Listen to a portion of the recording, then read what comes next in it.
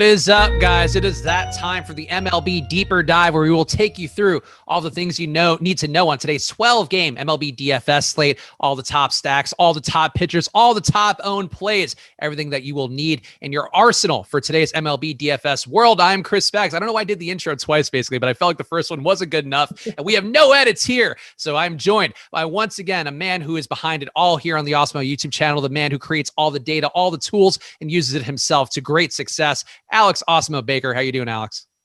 Doing pretty good, man. It looks like an interesting slate tonight because we got DeGrom and he's been unstoppable, but then it's in a weather game, so I think this one could be pretty interesting.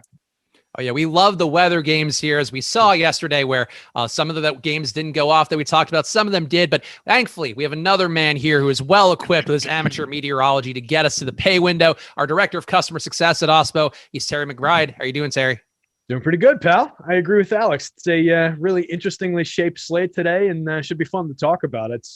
I'm really curious to hear Alex's opinion about a couple of these pitchers, because to me, there's two real top-end options and then like nothing else. So I'm not really sure where I'm going in the mid-range as somebody who always talks about diving down into that mid-range.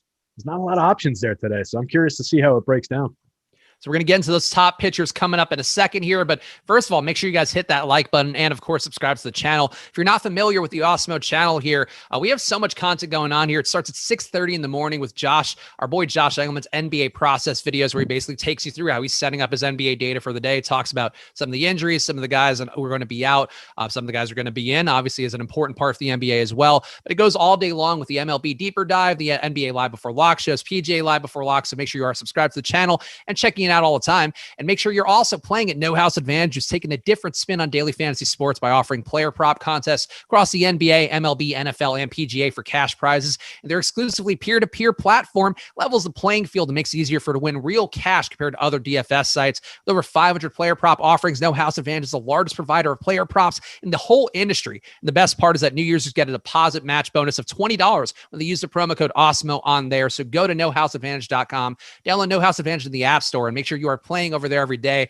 Some overlay in the MLB recently, some overlay in the NBA over at No House Advantage. That's a big deal for you guys out there. It just makes it easier for you to win money, saves you on rake. Those are big parts of a DFS site like No House Advantage on the come up, trying to get your business. So go over there, use that promo code Awesemo, and get that deposit match up to $20. We're also going to talk about the top stacks in the back half of the show. And the good news for you guys, the top stacks tool is our free premium tool of the day. So make sure you're going over to check that out. And of course, if you want to get the top stacks tool, the player projections, ownership projections, and all the other great tools that we have and data as well, go to awesemo.com/join and check out our weekly and MLB packages as well. Lots of ways for you to get a package into your life that is going to make you a lot of money in the MLB world, or hopefully will, as long as you approach things the right way. Let's get into the top pitchers on the slate, guys. And Terry, I'll actually let you take lead here, because you mentioned that there are some guys that you're curious about. And I know we have a weather game for Jacob DeGrom, but if you want to ask Alex about a pitcher here, I'm going to give you the chance here, because I could take it in a direction here, and I would go to DeGrom first, but we know DeGrom. He's a really probably the best pitcher in the league right now. Massive strikeout rate. But who are you most curious about, Terry, that you want to talk about with Alex? So I started that off because to me, there are two absolute aces on the slate, and one of them stands way above the other one. We've got Jake DeGrom, we've got Aaron Nola. We know they're going to be the top two on the board in terms of probability of success. But like I said, I'm somebody who normally is very willing to dive down to these like mid-range pitchers, the lower end guys, and grab some of those guys, particularly when there's only a few aces and the entire board on the top starters tool is kind of flat. So I'm curious about maybe the third guy, or the fourth guy rather, down the list, because I think I know what I'm dealing with Nick Pivetta. But I'm curious about the ranking that Alex has on Mike Minor, who's kind of interesting at 7,100 on the DK slate, coming up fourth on the top starters tool, going up against that Cleveland lineup. That's a tricky spot. And I'm curious to just, kind of hear your opinion, your breakdown on that, Alex, maybe as a strange starting point, maybe not a lot of people were expecting, but I think he's going to be relevant to this slate, because you can't pair DeGrom and Nola together on DK. So these guys are going to be relevant. So maybe take that as a starting point, Alex. What are we seeing in Mike Minor that's ranking him up so high? Yeah, I mean, Mike Minor the past season and a half, it looks like he has a 25% K rate last year and about the same this year. So an average strikeout pitcher. And I think, this is pretty much an average projection that we have on him. It's just that he's a little bit cheap, and it's a little tough to come by pitchers today. So it's not really a good or bad spot. Cleveland, they have like 4 good hitters. The rest of them are pretty underwhelming. So it isn't like the toughest lineup these days, but it's not the best for strikeouts either. Have them about 8% less than average. So all in all, just the average spot for minor. Cleveland does have a team total of 4.4, partly because Kansas City is going to be around 60 degrees tonight, so some favorable weather for pitching. But did I talk you into him, Terry? You do. It's funny. It's what you said about him just kind of being an average projection. That's kind of what we're dealing with pretty much the entire board outside of the top couple guys. And yeah, he ranks similarly for me. He's the 5th guy down my board overall, but he's like right next to the 3rd and 4th guys, as well as the 6th and 7th guys behind him. They're all just in a tight little group, and they're not great projections. They're just around average. So the top 2 guys are essentially doubling the other guys up, or adding 20 on top at least for DeGrom to the 3rd projection on my board. So it's a pretty stark difference for me today. And yeah, that's helpful. Another guy that's on my board, Spags, you mind if I throw another one at Alex? No. Well, I have a question too about Trevor Bauer. Go. Is he on the slate? Because this is the question that I'm intrigued by or perplexed by, because he is on some of the sites out there. I know he's in our projections, but I think not currently the top pitchers tool, but he's available on DraftKings and we have the ownership on him. So Bauer is on the slate, right? Or am I just wrong here? Oh yeah, sorry. The doubleheaders kind of mess up the top pitchers. Yeah, I figured. Okay. But now that this first game has started, I can rerun it. I think it should work fine. Otherwise, we'll fix it.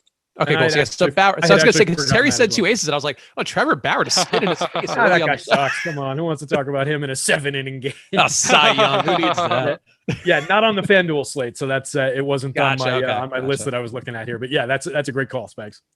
So yeah, who's the other pitcher you want to hit on, Terry? It's your world. I'm just here to be a vessel for your greatness. So another guy that kind of ranks out interestingly for me, and he's a little further down Alex's board relatively, but in play, is Jay Happ taking on that struggling, ugly Texas lineup, who is actually a little bit better against lefties in terms of limiting the strikeouts. I'm curious what Alex sees there, because again, I'm just kind of searching around for other pitchers I might roster outside of the top couple guys on the board. Well, Jay Happ is a guy that I'd say was very inconsistent when he was on the Yankees last year and the year before. But this year it looks like he's taking a step backwards. Over 4 stars, he has a 15% K rate. So that's down significantly from last year. The swinging strike rate is down a proportional amount. And then I'm looking at the pitch velocity here. It looks like his stuff is down about a mile an hour. So I do see some reasons to be a little bit worried about Jay Happ, and I was never a huge fan to begin with. So I find it a little bit hard to get to him. Yeah, I'm in enthusiastic agreement with you. Never a pitcher I liked rostering anyway. I was just curious because like he's in that group of guys, in that mid-range group of guys for me in terms of my projection. Like I said, a little higher than the sites, but I totally disagree with what I'm getting. So I'm glad you can talk me out of it. Nice. And actually, I have a tangential question to that, Alex, because I know this is something that for me, the first year that we did MLB here at Awesemo, the first year that I was here at Awesemo, rather, where it happened to also be the first year we were doing MLB at Awesemo, where at that year, Alex and I think Tom and maybe Eddie too was involved in that, created a little strategy document for how to look at the stats, what stats correlate and all of that. And it's something to me where I debated it with Greg yesterday, and it ended up being, thankfully, I was on the right side of that one with Kenta Maeda. He did regress a little bit back to the usual there, had 8 strikeouts, had one of the better days on yesterday's slate. And he was a guy who had some troubling signs to start the year. And that's my question, Alex, because I look at a rolling sample size. I look at since 2019, and I also look at since last season. And it does seem like, you could miss some things by not incorporating this season yet. Are you looking heavily at this season's results so far, or are you looking at more of a rolling sample? Like, at what point does this season get to be a meaningful enough sample size for you to trust the numbers that you're seeing for just 2021? So it depends a lot on the stat. Strikeouts is a stat where, because you get 20 to 25 sample or data points per start, like you get a lot of data about strikeout rate, where the number of plate appearances per game is like 4 for each batter. So each game for batters, you learn like such a low amount. So like with a pitcher like J.A. Happ, for instance, he's thrown to 87 batters. So this 15% strikeout rate should give us a pretty good idea of how well he's been pitching so far this year. But it's not perfect because of the low sample. So I would want to see maybe 200 to 300 sample points to get a good idea. But that's where we bring in last year's data a little bit. The only thing is we're trying to read into like why, and it does seem like there's some reasons why his stuff isn't as good as last year. That makes some sense here. And yeah, we are going to talk about some guys today. I know in the chat, we just had a question from Jay-Z, or I guess more of a statement from Jay-Z, not the actual Jay-Z, but a guy with the initials J and Z. Talk me out of Cobb, who seems to be getting unlucky. And he is a guy that perhaps people could talk themselves into, I think, based more on this season's sample size. Whereas, again, for me, going back to last year, the strikeout rate has been just shy of 20%. The home run rate for him has come down a good amount to league average 2.9%. So that is an improvement for him. We're going back to 2019. He was giving up a lot more power, actually 5% on run rate. But Cobb, to me, on this slate, Alex, he does seem appropriately owned as a top pitcher, a guy who's a viable SP2. I think you're going to get a lot on an optimizer, but to me, somebody that is not a priority play by any stretch, but somebody that just seems worth hanging with the field on. Yeah, Cobb is a kind of guy that's going to really like test what you find, what you're looking for in fantasy baseball players, because his stats are so wildly different from last year, where last year he had a 17% strikeout rate, and that was the norm for him for like 5 years. But then this year he's jumped out to a really quick start at 28%. We'll mention that he was immensely disappointing this last game that he played, where he only pitched 2 innings and only had 2 strikeouts. So that was a little bit worrying for me. But the thing is, his swinging strike rate, which is useful to look at because there's about 4 pitches per at bat. So you get like 4 times as many data points as actual strikeout results. And it is very good this year at 14.5%. That's a lot better than most starting pitchers, but he hasn't had it these past couple of games. So maybe I'll throw this one to Terry. What are you seeing with Alex Cobb? Yeah, I mean, it's a pitcher. This is an outlier so far for him. That 14.5% swinging strike rate. His previous career high was 10.6 in 2014. Before that, after that, it was 10.5 in 2019. So that's a major jump. He's also throwing fewer called strikes, which that's obviously potentially partly a byproduct. But it might mean I'm pulling up his StatCast now. I wanted to see his chase rate. Yeah, he's 100th percentile chase rate right now, which is bananas. It means he's throwing the ball out of the zone a little bit, sacrificing some of those called strikes, getting a few more swinging strikes. But that's something that hitters could rapidly catch up to as the scouting report on this guy changes a little bit for what he's doing this year if he's throwing the ball differently. Just looking at some of the StatCast stuff, he's done great avoiding barrels. Obviously, that kind of goes with some of the swing and miss. The hard hit rate is right there. It's just not a pitcher that I really have built up much trust in. It was actually a guy that I used to target a little bit because he had a few really clunky years with home runs a couple years ago. So he's gone from that to a guy that I'm more just kind of staying away from, I think, on both sides right now. I don't love attacking him right here while he's pitching well with a team that strikes out a decent amount of the time. The Rays are around league average this year, right in the middle of the league in terms of their strikeout rate against righties, 3% below average creating runs. So they're an okay offense in this spot. I just don't love either side of this one, I don't think. Yeah, that does seem like how I would feel about Cobb as well. I think going against Tampa Bay, 5 guys strike out above league average, but for the most part, it's not like a particularly clean matchup where there's still going to be some power for Cobb. And I think too, the more that he pitches at Angel Stadium is not going to be the best for him because that park's going to give up more power. And if you're going to see, Cobb regress to what we'll call bad Alex Cobb, I think it's going to happen more at home. So to me, I would think Cobb gets back to normal, but certainly no issue with taking some flyers there. And the projection does look good. So if you're getting on an optimizer, no issue issues there. We're also getting questions in the chat here about the actual ace that we breezed by early on up top. And I guess people were as thrown for a loop as I was by Terry going to Nick Pivetta early on. But Jacob deGrom, we have to talk about here for two reasons. Weather issues in this game. So that's going to be a question where yesterday, one of the games that we thought had a chance of not playing didn't play. One of them that we thought it had a chance or a pretty good chance of not playing ended up playing, and Vince Velasquez ended up being a crucial play on that slate. So Alex, let's talk about it through the lens of Jacob deGrom today, where on the slate, I mean, now that we have Trevor Bauer in the mix, maybe not clearly, and also Nola as well, but deGrom's, I would still say, a cut above these guys, even with the 42% K rate for him. Going against a Cardinals team that has 6 guys that strike out above league average, a pretty high aggregate strikeout rate too, with a guy in Oviedo at pitcher who's also going to strike out a good amount so far, it seems, based on his major sample size. But the spot for deGrom also has the weather risk. So how are you handling it right now, Alex, with about 50% of the field expected to be on deGrom on DraftKings? Yeah, I mean, deGrom has been ridiculous this year with a 48% strikeout rate, 8.5 ERA, 0.8 xFIP, basically like unhittable so far.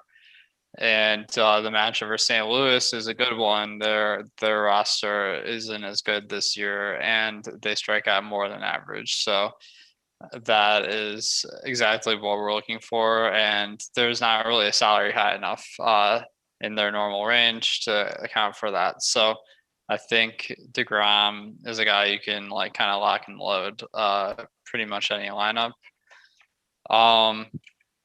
The weather is really tricky today because the weather models are projecting that the rain is going to go west of St. Louis by like a tiny amount. It's like right on the outside of this weather system. So it's going to all depend, like, is it going to be on just outside of the rain or just inside of it? Because there's not really much middle ground. So it's one that I'm not going to be worried about really a weather delay. I'm just going to either play the game or fade it completely. It does look like the weather models are getting more optimistic as the day goes along, because this radar I'm looking at here, radar projections makes it look like it's going to dry out by 7. So those are always interesting to look at. If the weather forecast holds, I think you can probably play this one.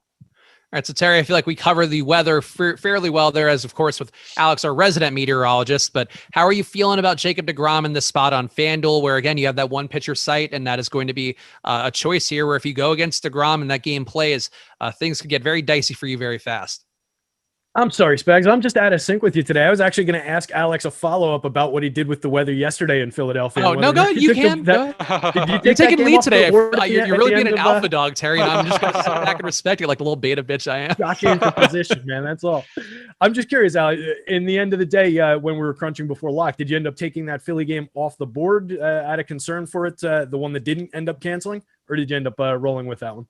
So I would have wanted to play Velasquez. It was a situation where like an hour before the game to 30 minutes, I felt a lot more optimistic about the game playing.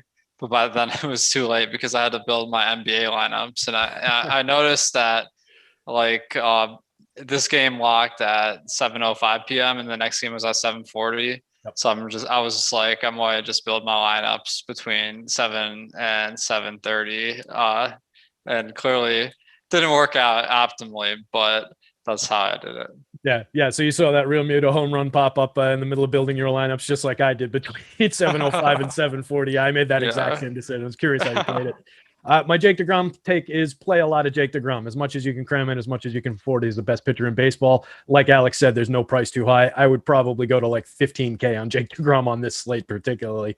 I wouldn't be totally off base in the way I would approach this slate, in just saying there's a good chance I just approach this with like 70% deGrom, 30% Nola, and just roll with those two and leave everybody else off the board, because there's not another pitcher that I like on this slate.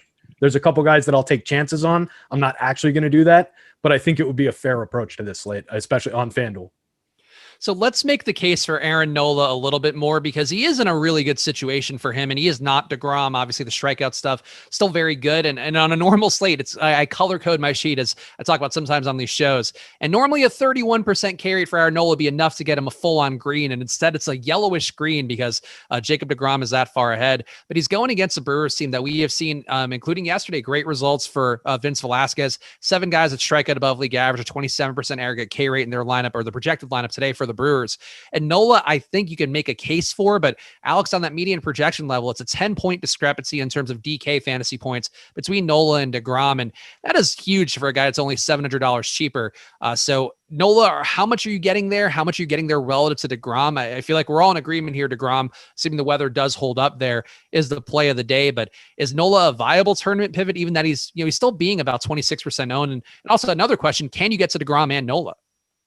So I think on FanDuel, there is more of a price difference. So that is significant, where maybe we can play Nola there. On DraftKings, I think you hit what I was going to say, where if I'm playing Nola, it's probably because I'm playing DeGrom and I like some cheap stacks. So I think you get the most bang for your buck with Nola if you also have DeGrom, because the odds that he outscores DeGrom are pretty low, I'd say. So but then the numbers look solid. His strikeout rate this year is down a little bit to 26%, which is still good, but I'm optimistic that he's somewhere in between that and 35% we saw last year. And then the matchup versus Milwaukee, their lineup really just hasn't been that good this year. So they have more Ks than your average team. And even though Yelich is in the lineup, probably they still are below average MLB lineups. So I do think Nola's in a good spot tonight. Terry, you mentioned you sort of foreshadow your exposure to Nola on FanDuel already, but we do have a Milwaukee lineup, as Alex mentioned. Christian Yelich back in, or should be playing again today. Lorenzo Cain also got back in yesterday too, and should be playing again today as well. Does that make this Milwaukee lineup give you any cause for concern going to Nola, as it seems like a fairly clear-cut SP2 on FanDuel today? Yeah, I love the price differential between him and DeGrom that Alex mentioned, and that has a lot of appeal if we're going down off of the top pitcher, who stands out on my board significantly as well, with a big delta between where I've got him projected and where I've got Nola projected. But I really like the matchup. Even with Yelich and Cain coming back, it's still a pretty decent strikeout matchup. So far this year, the active roster struck out 27% of the time against right-handed pitching, which is 4th worst in the league. Going back to the start of 2019, they struck out 25% of the time, which puts them in the bottom, let's call it bottom 8 of the league. So there's definitely potential strikeouts there. They're creating runs 20% worse than average so far this year. Again, a lot of that's without Yelich there. In the split back to 2019, they're 4% below average. So they hit a fair amount of home runs against righties, but they don't do a lot in terms of run production, and they strike out a decent amount. So I like the spot, and Nola's just a pitcher that has built up a ton of trust with me. The rate's down a little bit in terms of his strikeout rate at 25.8% this year. It was at 33.2, which was kind of a spike last year. The year before, he was 26.9. I expect we'll see him in that high 20s range, 27, 28% range when it's all said and done. He's been excellent walking hitter at 3.3% walk rate on the year, 0.96 whip. Everything to like about him here. It's not a totally flat offense on the other side with those guys coming back, but I think Nola can get through these guys without too much fanfare. And let's talk about our last of the stud pitchers who's not available on FanDuel. So that's not going to be an issue for Terry today, but he knows this man very well. Trevor Bauer on DraftKings, priced a little bit cheaper than Jacob DeGrom, a little bit more expensive than Aaron Nola. So he's the mama bear of the trio here, and a guy who too has the best implied total going against him today, 2.3 implied runs, the wind blowing in at Wrigley, it seems. So things look pretty good for Bauer, except that he is on a slate with Jacob DeGrom. He does have a 35.4% K rate of his own going back to last season, and he's been comparably good this season for the most part, pitching deep into games, just shy of 7 innings per start. So Alex, if you had to grade Bauer here, and I unfortunately have to rank him, I think, on this slate, how are you ranking Bauer amidst Nola and DeGrom, accounting for the price tags and all the other things that we're looking at? So this game is a 7-inning game, which I just want to note because I feel like that might impact Bauer more than other pitchers because of how far into games he does tend to go. But the upside of being a possible complete game isn't too bad a consolation there. But the Cubs, it isn't the best matchup for Bauer. So let's see what the price is. 12.2K. He's actually 10-7. I think the 12-2 is a showdown price. Oh, okay. Thanks. Yeah, so 10.7. That's pretty reasonable then. So I think if you're looking to build a cheap stack lineup, I do prefer Bauer a little bit to Nola, but it is pretty close. Terry, obviously you're not going to be able to play Bauer today on FanDuel for you, unfortunately, so that's one less option. But if you're playing on DraftKings today, where would you want your Trevor Bauer ownership to be, given that he's projected currently around 44%? So he is firmly in between both DeGrom and Nola in every possible way. I would maybe lean just a little bit into the Nola side. I like the matchup a little bit better. I respect the Cubbies lineup a little bit more pop. They're hitting for a little bit more pop so far this year than the Brewers are. They're right there in terms of strikeout rate, only 2 spots down at 26.7% against righties so far this year. So plenty of strikeouts there for Bauer for sure, but just a little bit more of a threat for offense coming back the other way. He's elite. There's no question about it. I have no issues with going to him in heavy shares, even with heavy public ownership. But if I can get away with a little bit of leverage, a little bit of savings on a pitcher that I like pretty much just as much in terms of who he is, and I like the matchup a little bit better, I'm willing to do that. All right, let's go through some of the other pitchers here are popping up, notably on the top pitchers tool, which again, not free today, but is part of the offering we have along with the top stacks tool that is free today. So make sure you are paying attention along at awesemo.com/join and get in there. The top pitchers tool, top stacks tool, 2 very important parts of a DFS process for MLB DFS. So just check those out. I think they'll pay for themselves for you guys and not too short of a time, or not too fast of a time rather.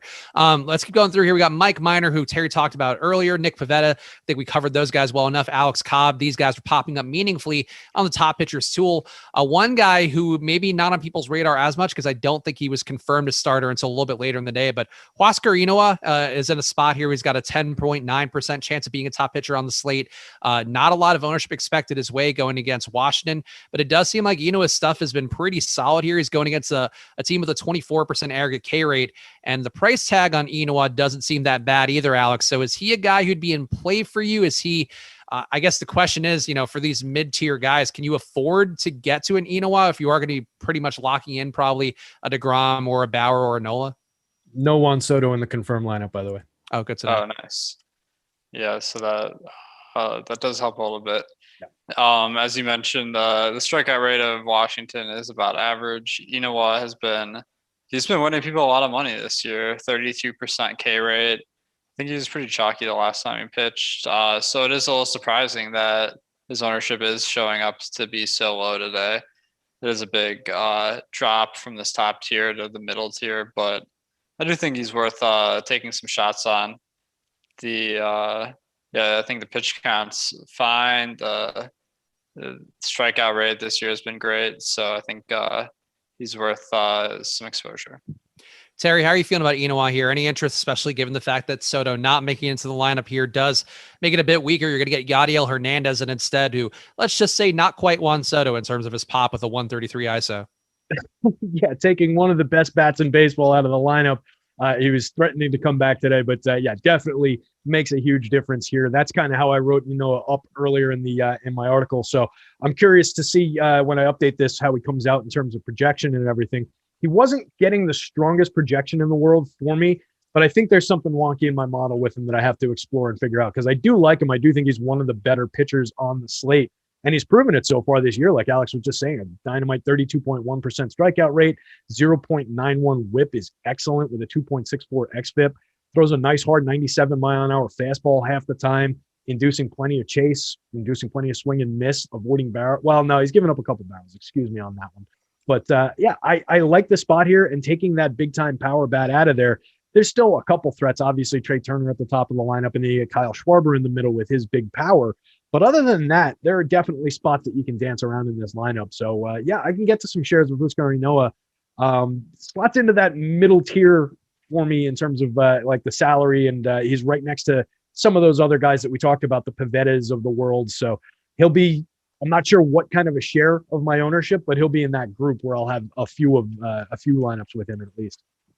All All right, Alex, let's just go through this. Some of the rest of the pitchers fast. Does anybody jump out to you as some of the lower probability pitchers that you're going to have a little more exposure to? I think Johan Oviedo pops up a little bit again, assuming the weather is going to be okay in that game.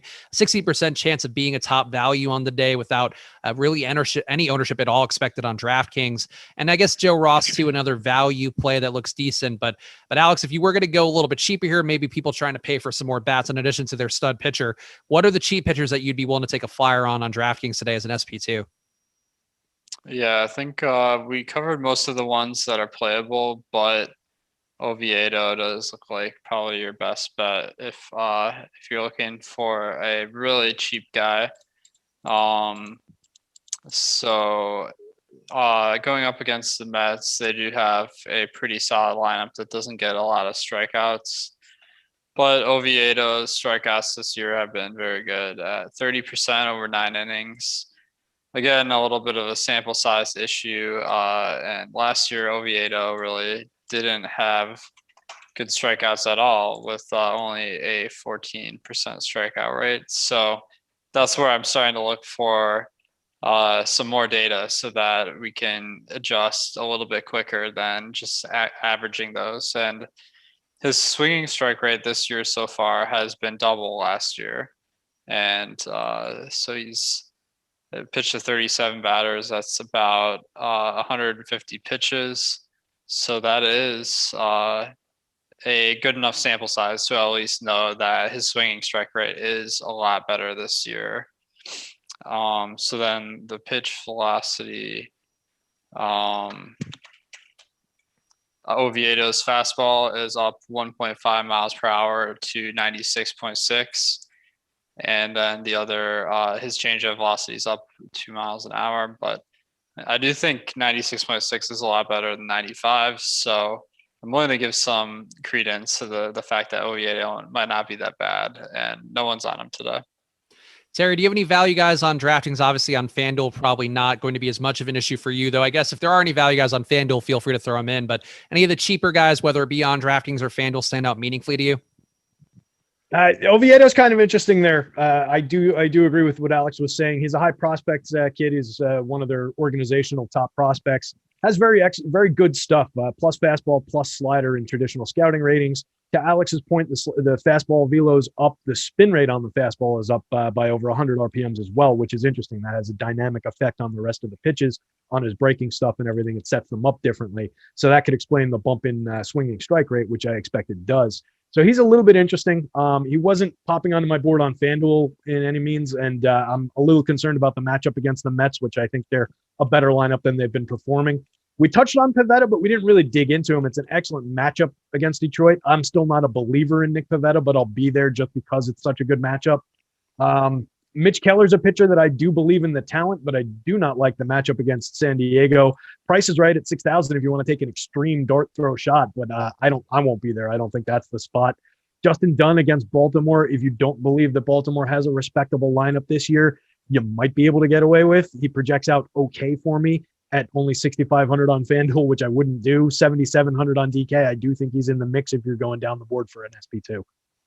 Also, our poor boy Butthole Jenkins in the chat saying Christian Yelich, one of his favorite bats tonight. Bad news for you, friend. This Milwaukee lineup has no Christian Yelich, and this Milwaukee lineup might be one of the worst lineups the team has put out there outside of Detroit this year. I don't know if you guys have seen it yet, but it is. I don't even know they had some of these guys. Billy McKinney, I was playing against an MLB The Show in the minors yesterday, and back and ready for the Brew Crew. But yeah, we have Jackie Bradley Jr. starting for the Brewers, Pablo Reyes, Billy McKinney, Jacob Nottingham, and you have Eric Lauer in the 9-hole. And this, I guess I have to say, this matchup got a lot better for Aaron Nola, and I'm curious if there's a pathway to pay for DeGrom and Nola. And Alex, that's a question I have for you. I think I asked it briefly, and we kind of lost it amidst talking about the actual pitchers. But is there a huge opportunity cost by going to a Nola and a DeGrom on a slate like this? Like, is it even feasible to get bats you would like enough to balance out the fact that these pitchers might be in very tough, unfadeable spots?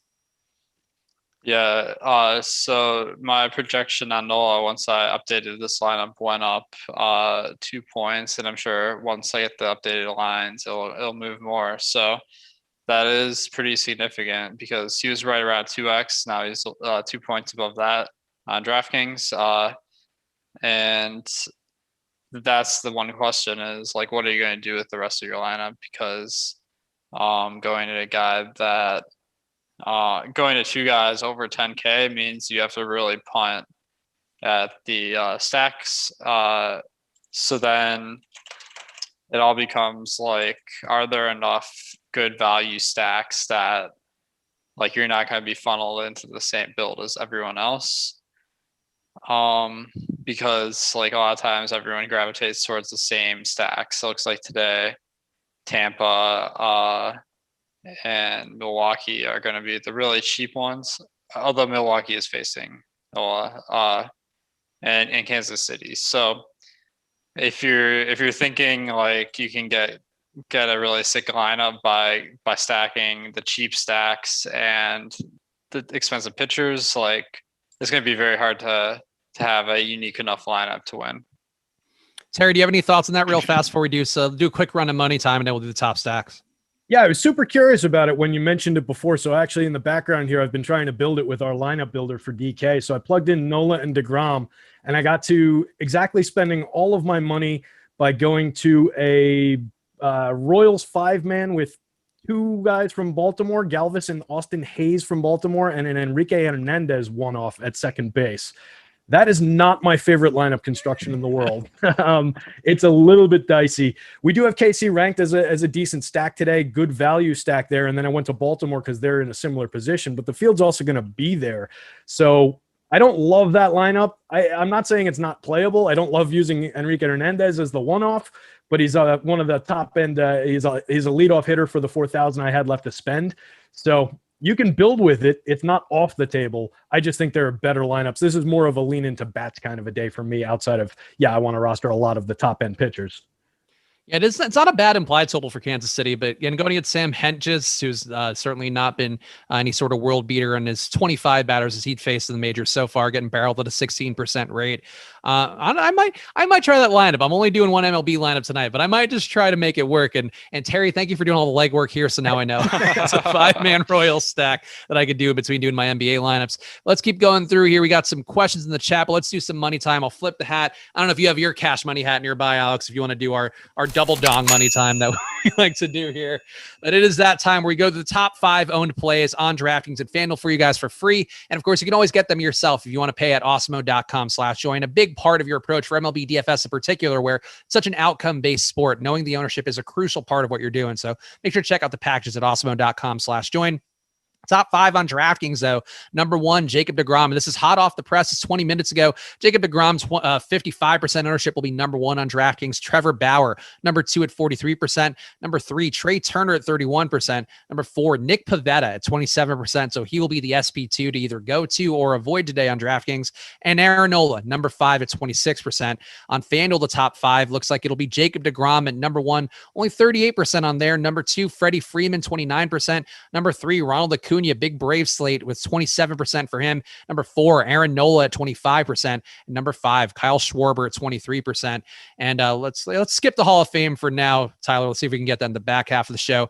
But Terry, let's talk about the top stacks, because it does seem right away Atlanta, a high probability stack today on DraftKings and FanDuel. But on FanDuel, they are going to be owned appreciably well, it seems, in a spot that does look good for them. A pretty decent day overall, 75-degree weather in Washington, going against Joe Ross, who is started to regress back to where you'd expect him to be. And Atlanta's got some quality hitters here, as well as some cheap guys with, I know on FanDuel not as much of a priority, but William Contreras going to be in at 2,800 on DK. You have Christian Pasha at 2,500 as well. So some ways to save money with this stack. How are you feeling about Atlanta and their probability and I guess their ownership that it's going to be pretty lofty? Yeah, team that I really like to get to, and I mention it all the time. They're just spectacularly good at hitting right-handed pitching. So I think this could be a trouble spot for Joe Ross. You mentioned started to regress already, but the Braves' active roster striking out just 22.8% of the time. That's 8th best in baseball. They've hit 34 home runs. That's 2nd best in baseball against right-handed pitching. 195 team ISO so far. Puts them, I believe, 3rd or 2nd or 3rd best in baseball. So just very, very good against righty pitching.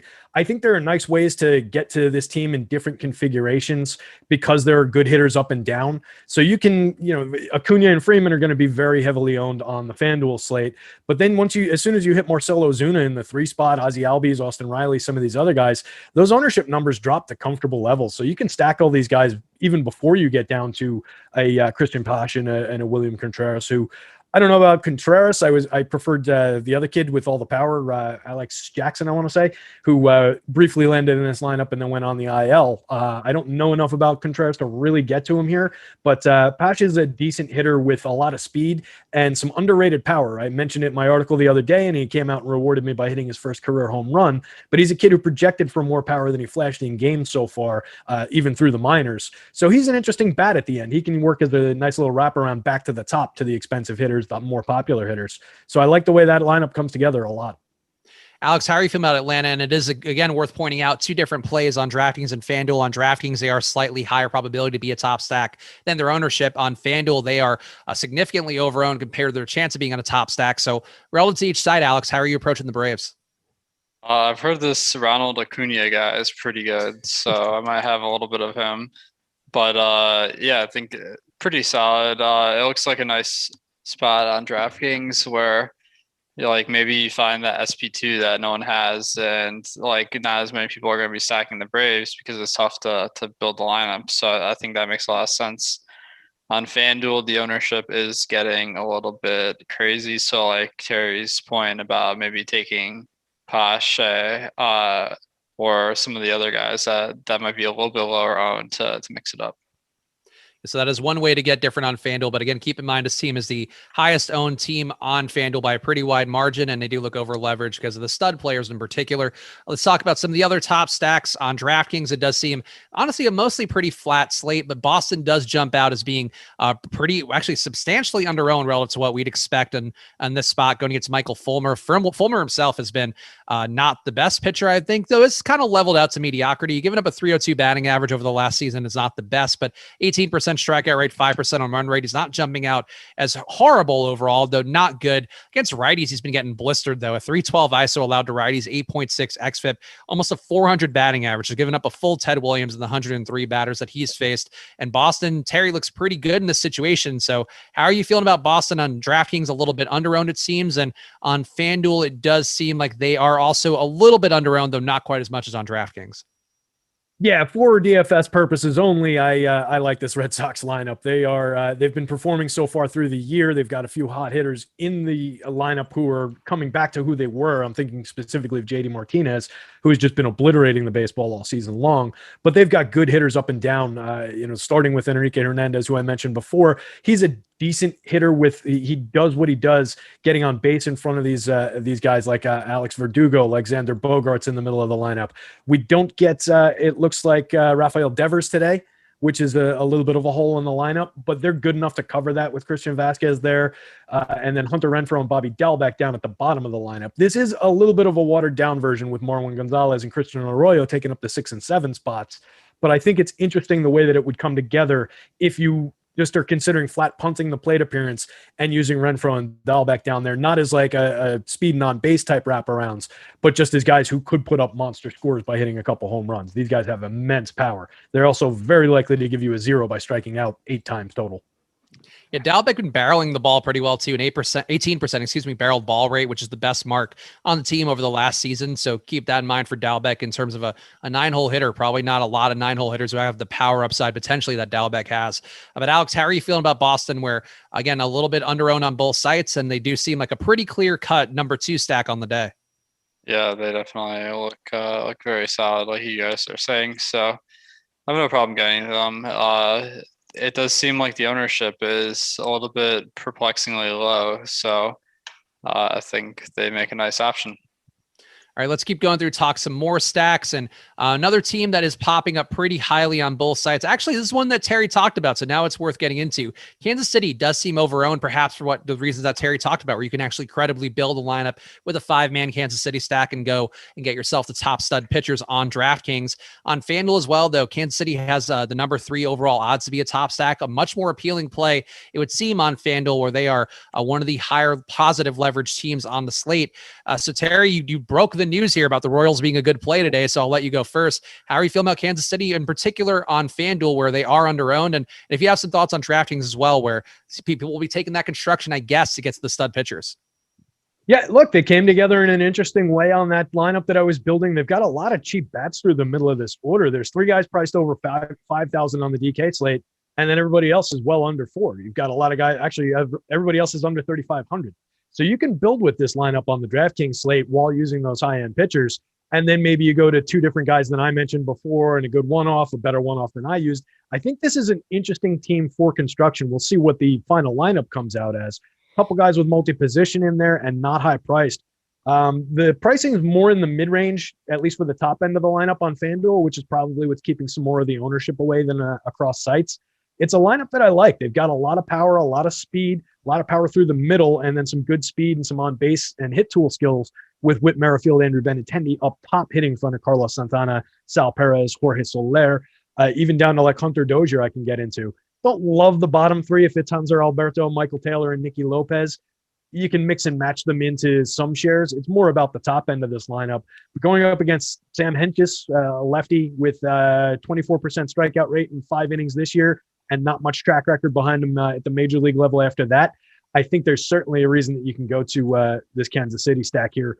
I don't love that they're getting a little bit of attention, but I think that's mostly driven by the price.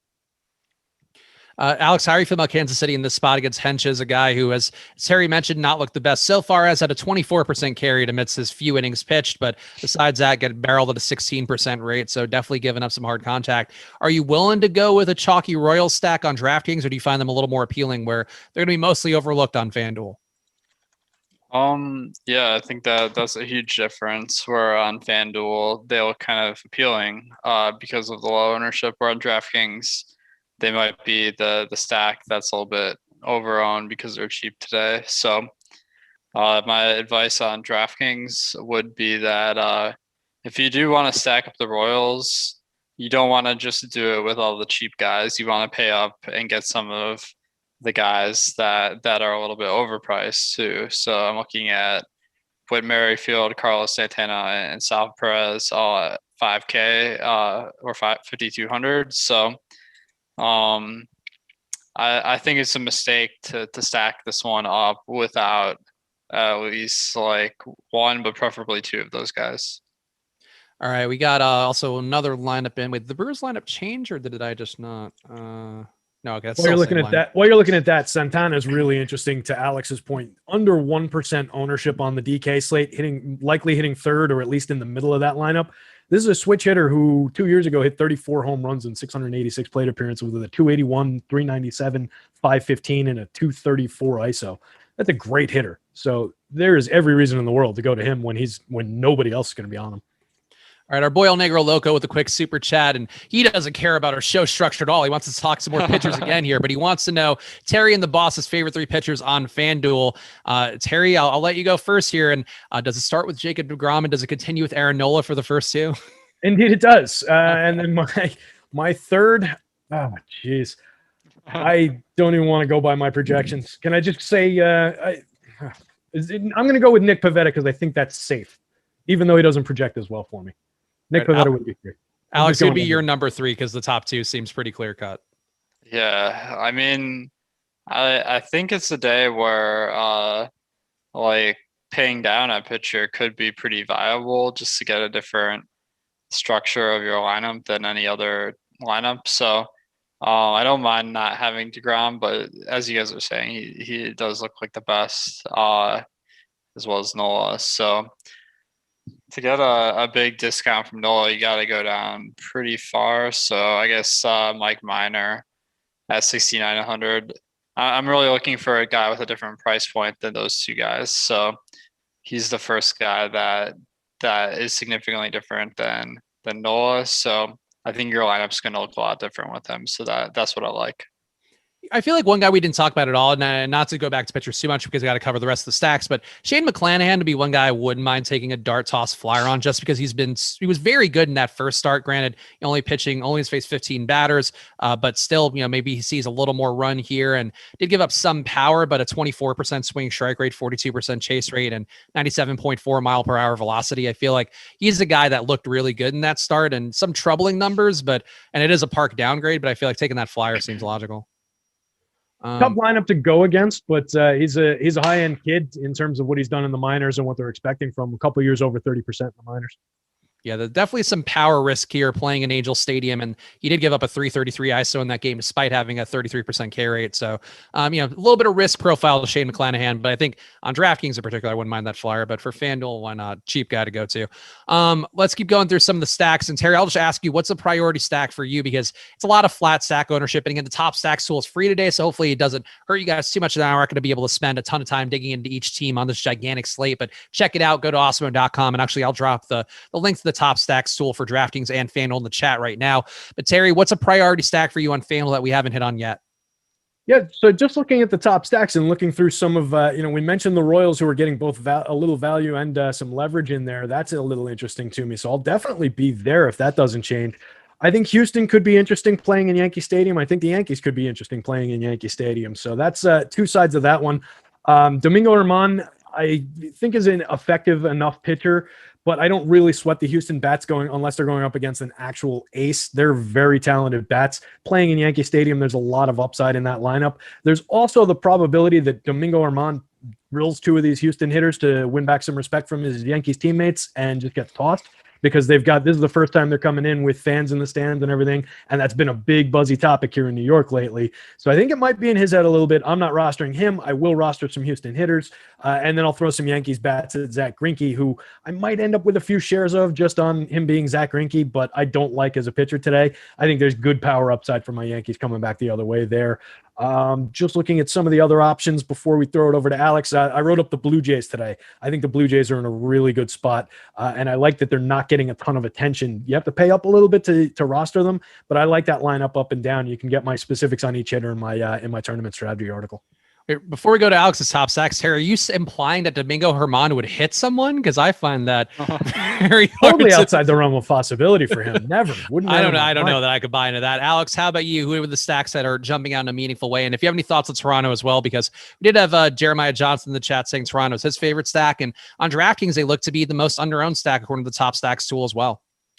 Yeah, definitely. I think any team that's expensive today is going to be really low owned. So I do think it is a pretty good strategy to maybe punt pitchers, get a totally different lineup than everyone else, and pay for a team like Toronto. The other side of that game, Oakland looks pretty solid as well. The pitchers in this one, Anthony Kay and Cole Irvin, aren't very impressive. So the only thing that's stopping it from being an all-out batters game is just the fact that it is in Oakland, which temperatures usually aren't that favorable. But I do think there's a lot of potential in that one. Or another team to spend up on could be Cleveland. They look like they're not really getting much ownership either.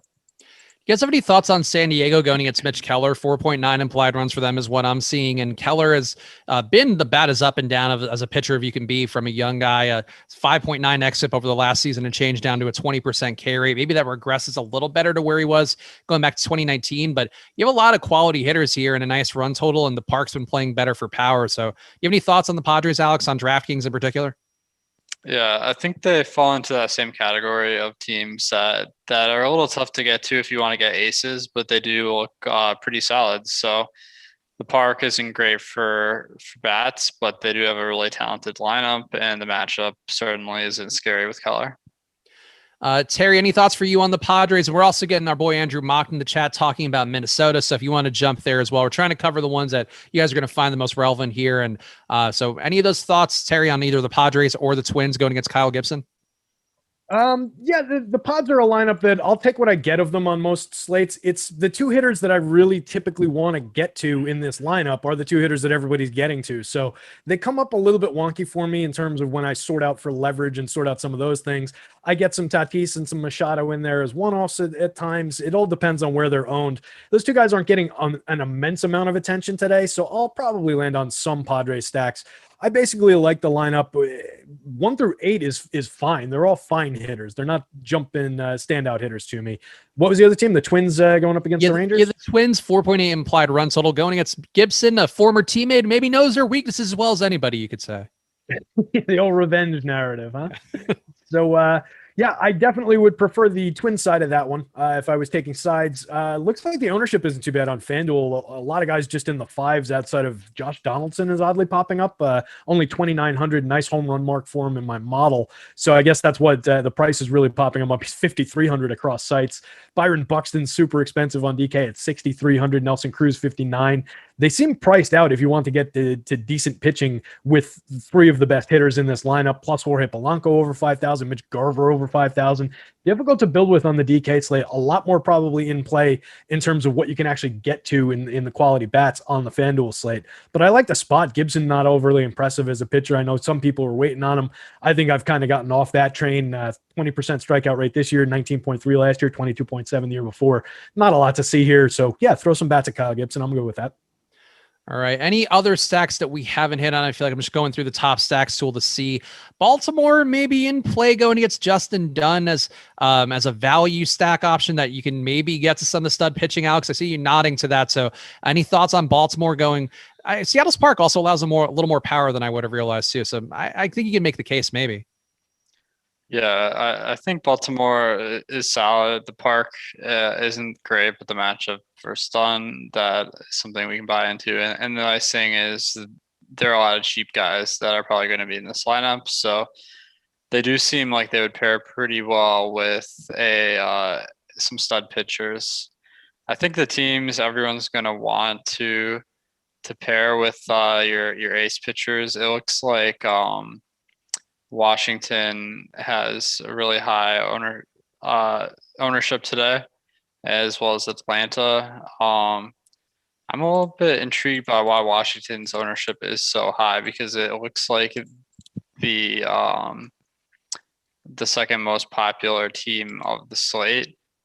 It does look like their lineup is just pretty cheap all throughout the order, so that might be one to pay attention to, because I think it might be funneling you into a very chalk lineup if you stack up Washington, so you want to avoid that.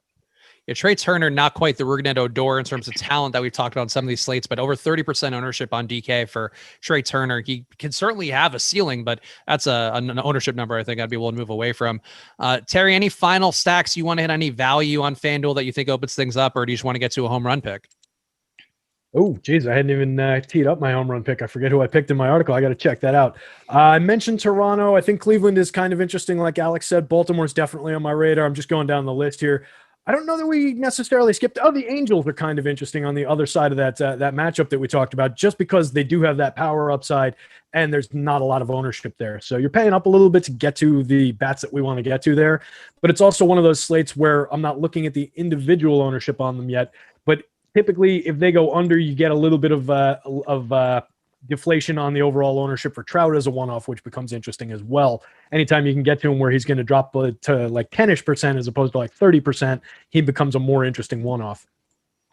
All right, Alex, how about you? How about a home run pick to close us out? I always like going with a game that maybe isn't getting a ton of attention today. So I think this Toronto-Oakland game, everyone's super pricey. So I think that the ownership could be favorable on this one. So two guys that I feel like are pretty underrated in the league are Matt Olson and Matt Chapman for the Oakland team. Since it is a left-handed pitcher and Anthony Kay is getting the start for Toronto, I'll go with Chapman because he has the favorable split.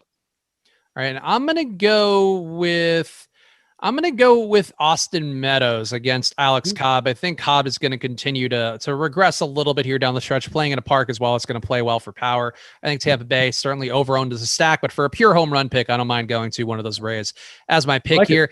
And any final thoughts, Terry? I feel like you might have something to close out. Oh, sorry. I was just saying I like it, and I was going to throw mine in. Mine is Franmil Reyes. So I'm taking one from Alex's sneaky team, and he's taking one from mine. Oh no, he went with the Oakland side of that. Never mind. But I took Matt Olson yesterday, lefty. The home run pick game, always Didn't tense come as always here. Make sure to follow at DigitalB21, follow at Awesemo DFS, follow at Chris Spags, and follow at Awesemo_com. We appreciate you guys for riding with us for another MLB Deeper Dive. Make sure to like the video and subscribe to the channel. And check out that top stacks tool. We'll keep updating here for free for you guys today. So go get it, be a part of that. And shout out to No House Advantage as well. Use that promo code Awesemo to get a $20 deposit match at nohouseadvantage.com or by downloading No House Advantage in the App Store. We appreciate you guys. Watch out for the weather. Pay attention to that because it's crucial in MLB as it is in any of the other sports. We appreciate you guys. Have a great day. Good luck.